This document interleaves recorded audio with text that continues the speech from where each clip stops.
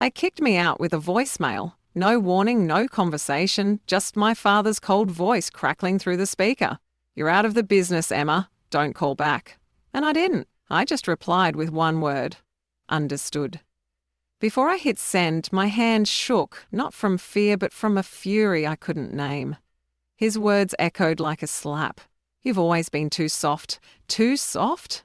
After years of carrying their mistakes, I wanted to scream into the phone, but silence was my first rebellion.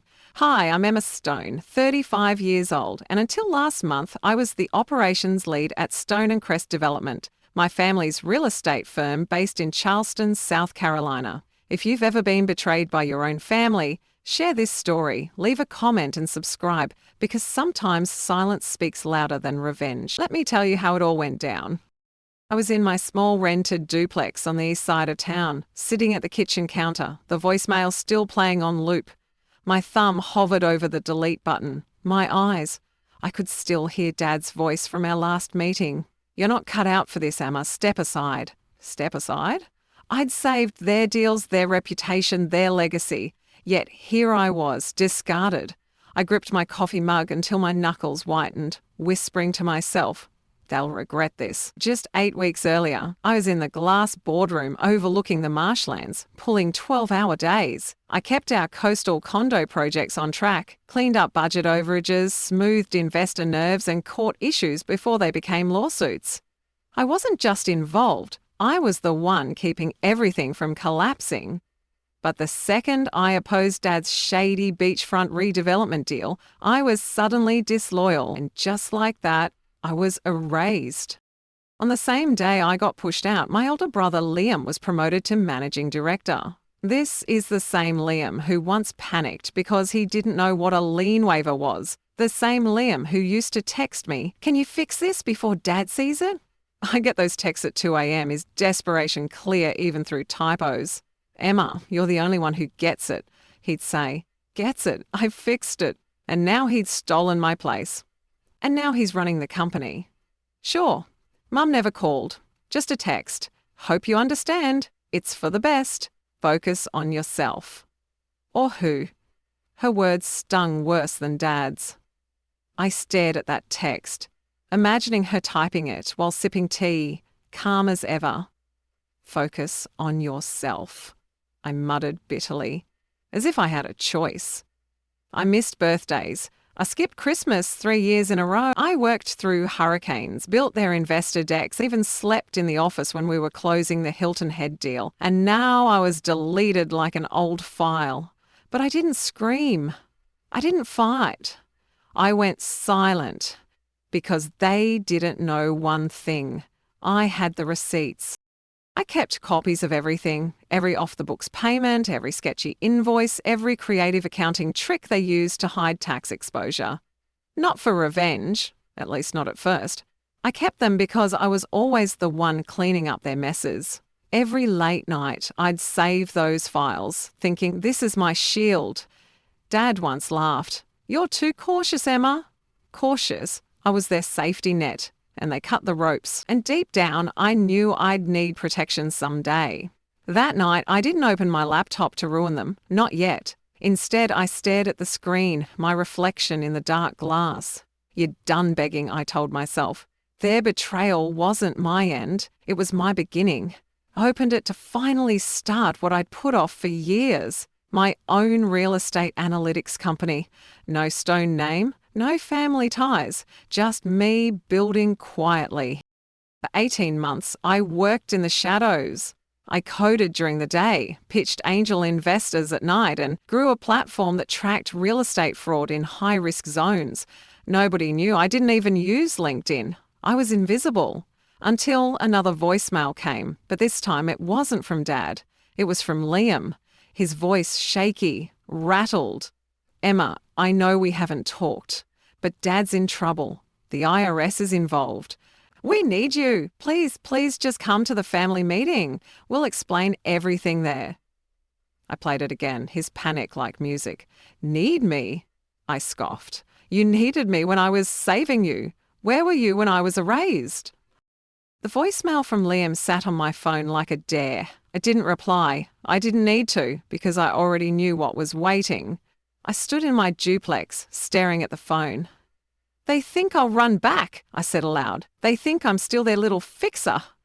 I laughed, sharp and cold, and deleted the voicemail. Let them sweat. I walked into the meeting like a ghost no one expected to see again. The same conference room at Stone and Crest. Top floor, river-facing windows still smelled like overpolished wood and desperation. They were all there, Dad at the head. Except this time he didn't stand. Mum pretending her teacup needed adjusting. Liam fidgeting in the seat next to him, trying on that fake, strange smile he always used when he was about to ask for something. "Emma," he started, voice too smooth. "We're family. You wouldn't let us fall, right?" I stared, unblinking. Family? You rewrote that definition when you took my chair. No one spoke. I didn't either. I just walked to the far end of the table. Dad's old seat, the one he used to say I was too emotional to ever deserve, and I pulled it out and I sat down. Silence cracked like ice between us. Finally, Liam cleared his throat. "Emma, there's been a situation." I raised one eyebrow. "A situation." He looked down. Dad spoke, voice lower than I remembered. "We're being audited. The IRS flagged inconsistencies. They're going back 7 years." 7 years, I repeated, leaning back. 7 years of me begging you to stop the shortcuts. 7 years of, "Emma, handle it." And now you're scared? Dad's eyes flickered with something. Shame? Fear? He didn't answer. 7 years. 7 years of me covering for Liam's blown budgets. 7 years of adjusting numbers, cleaning timelines, smoothing over Dad's cash-stuffed side projects. 7 years of being their silent safety net, and they cut me loose like I was baggage. And now they were drowning, and they wanted me to throw the life jacket. I didn't flinch. "You need my help?" I asked, arms resting lightly on the table. They both nodded, quick, almost desperate. I leaned forward, calm, measured. "Why me? Liam's the managing director now. Isn't this his problem?" "You can't do this alone, Liam," I said, voice like steel. "You never could. That's why you always called me." His face reddened, but he stayed silent. Dad's jaw twitched. "You know the system better than anyone." "Oh, I know," I said, voice steady. "I built it." The air conditioner clicked on the only sound in the room. Then Mum, voice soft. "Emma, please. This isn't the time for grudges." "Grudges, grudges," I snapped, my voice low but sharp. "You watched them erase me, Mum. You sent a text while I lost everything. Don't talk to me about grudges." Her teacup trembled, but she said nothing. I remembered lying on a thrift store mattress in a half-furnished duplex, listening to that first voicemail over and over until my eyes burned. I remembered eating canned soup and instant ramen, too proud to call anyone for help. I remembered how fast they erased me just because I told the truth. Now they wanted mercy. "Help," I said slowly. I watched their faces shift, relief flooding in like sunlight through storm clouds. "But there's a condition." Liam blinked. "Anything." I nodded. "I want full access to the books, past and present. Every ledger, every receipt, no redactions, no passwords." Dad's eyes narrowed. "Why?" "Because I don't trust you," I said, locking eyes with him. "Not after you trusted Liam's lies over my..." His scowl deepened, but he didn't argue. I gave a soft smile. "Because I don't fix messes for free anymore." I paused. "Let that settle. I own what I clean." They looked at each other, nervous, cornered, but the truth was they didn't have another option. If you've ever been underestimated, pushed aside, or told you didn't belong, stay with me. The next part of this story will show you what happens when quiet strength takes the lead. Subscribe to the channel so you don't miss what comes next, because the moment they gave up on me was the moment I took back everything. They agreed. As I walked out of the boardroom, Liam followed, his loafers nearly silent on the polished floor. "Emma," he whispered, catching up just outside the elevator, "are you doing this to save us or to bury us?" I turned, my smile cold. You buried us, Liam. I'm just deciding what to build on the ruins.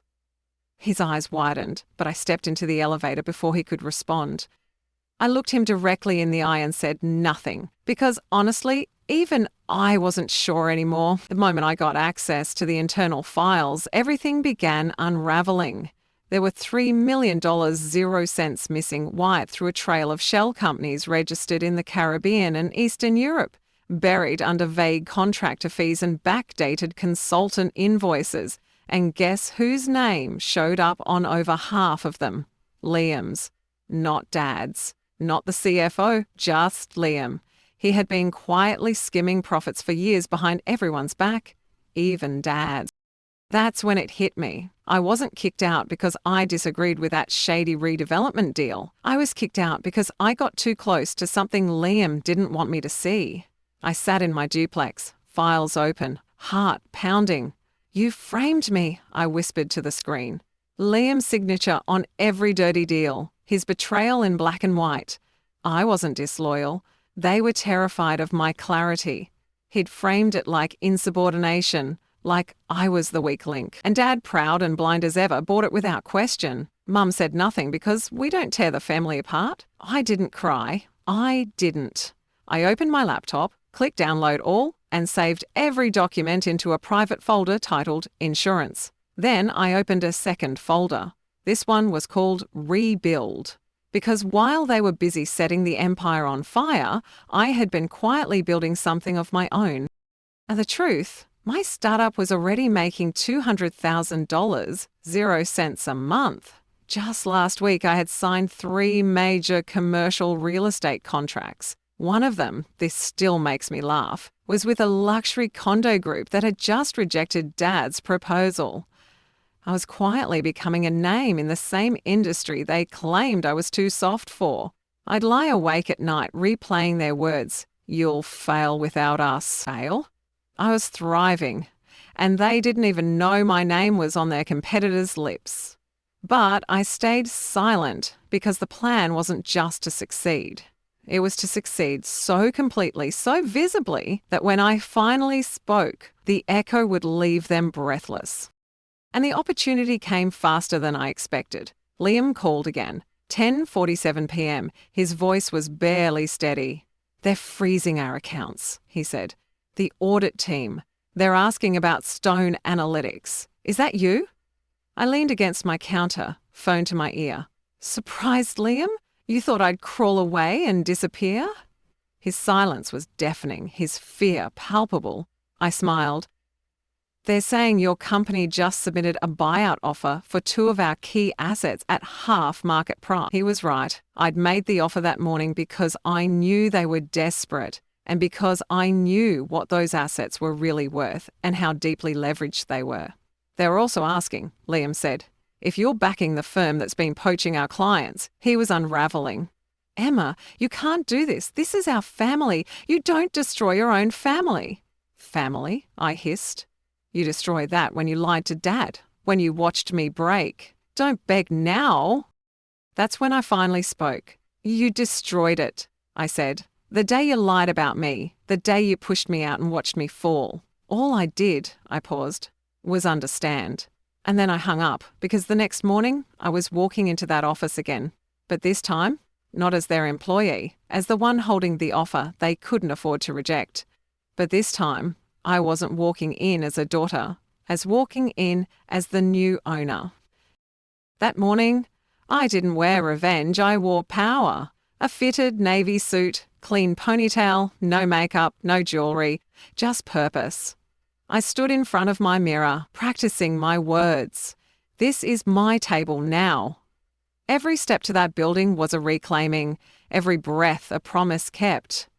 My heels clicked down the marble lobby floor of the same glass building where I used to take notes in the corner and pour coffee before meetings. I ran in silence, but today I wasn't there to assist. I was there to take over. The receptionist, new girl, maybe early 20s, froze as I approached. Her fingers hovered above the keyboard. Stone, are you here for an interview?" I smiled gently. "No, the meeting." She blinked. "With Mr. Stone?" I handed her a printed copy of the acquisition notice, signed and notarized. "No," I said, "about Mr. Stone." I walked past her before she could find her words, straight into the boardroom. Same chairs, same long table, same portraits on the wall. Only difference this time, they were the ones holding their breath. Dad was at the head of the table, red-faced, stiff, lips pressed into that disappointed scowl he used to wear like a badge. Liam sat beside him. He looked like he hadn't slept in 3 days. Mum kept her eyes fixed on the green of the table, hands folded like a statue. I placed the thick file in the centre. "You have 48 hours to vacate the properties listed on page 2, I said, voice steady. "If you don't contest the buyout, the remaining assets will be transferred to Stone Strategic Holdings, LLC. I looked at Dad, his scowl faltering. "You taught me to play the game," I said. "I just played it better." I paused, letting that land. "Which, by the way, I now control." Dad's voice cracked. "You're bluffing." I smiled faintly, sliding a second file across the polished wood. "Try me. Investor agreements, legal transfers, signed, sealed, quiet as snowfall." They'd been outmaneuvered legally, quietly. Liam stood, fists clenched. "You wouldn't do this," he spat. "We're family, Emma." "Family," I said, stepping closer. "You sold me out for a title. You don't get to claim me now." His fists shook, but he didn't move. I turned to him slowly. "You made me family when it was convenient," I said. "You made me competition the moment you pushed me out." His jaw locked, his eyes burned. "You'll regret this." I walked to the door and turned once more. "I already did," I said softly. "Every night I cried myself to sleep, thinking I'd lost everything. But now I understood. You didn't take anything from me. You freed me." And I walked out, not in anger, not in tears, but with the calm of someone who built her kingdom from the bricks they threw at her. The elevator opened just as I stepped into the lobby. Outside, my driver waited, engine running. Parked beside the curb was a black sedan with a gold monogram on the door. Emma Stone. The name they tried to erase was now etched in chrome, Stone Strategic Holdings. I slid into the car, my phone buzzing with investor calls. "They thought they broke me," I whispered to the window. "They built me." And that was just the beginning. 3 weeks later, a headline swept through every major real estate and business outlet from Charleston to Boston. "Daughter disowned, now CEO, how Emma Stone took her family's empire from the outside in." It went viral in under 24 hours. My phone didn't stop buzzing. Investors called. Former employees from Stone and Crest reached out asking if they could join my firm. Reporters stood outside the glass doors of our downtown office building, hoping for an exclusive, but I didn't flinch. I didn't chase a spotlight because this was never about fame. It was about freedom. One quiet morning, while reviewing zoning plans for a mid-rise development project in Myrtle Beach, I got a text from an unfamiliar number. I opened it. The words were short. "Familiar. We saw the article. Your father isn't doing well. Everything is falling apart. We didn't know it would end like this." I stared at the screen, Mum's number glowing. "Didn't know," I muttered. "You chose silence when I begged for your voice." I typed a reply, then deleted it. They didn't deserve my words. I stared at the message, not because I didn't know how to respond, but because for the first time since this all began, I didn't feel anything. Oh, anger. Oh, pain. No need for revenge, just peace. A week later, I hosted a private event, not to celebrate what I had taken from them, but to honour what I had built. It was the launch of my nonprofit, the Rebuild Foundation, a resource for young women in business. Those who had been pushed aside, underestimated, or dismissed by the very people they trusted, just like I was. As I stood at the podium beneath soft, amber lighting, I looked out at the crowd, mentors, colleagues, people who saw me not for my last name, but for my vision. I was once told I didn't belong at the table. I said, voice steady, clear. So I built a bigger one. The room erupted in applause. Later that night, as guests trickled out under a warm southern breeze, I saw a familiar figure standing by the exit. Thinner, Liam. He waited until I approached. "I'm not here to fight," he said. I I didn't know you had this in you. You didn't know because you never cared to look, I said, my voice calm but cutting. You saw a sister use, not a threat to fear.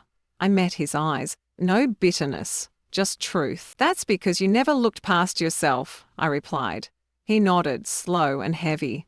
You won, Emma. I leaned in. No, Liam, I survived. You just watched.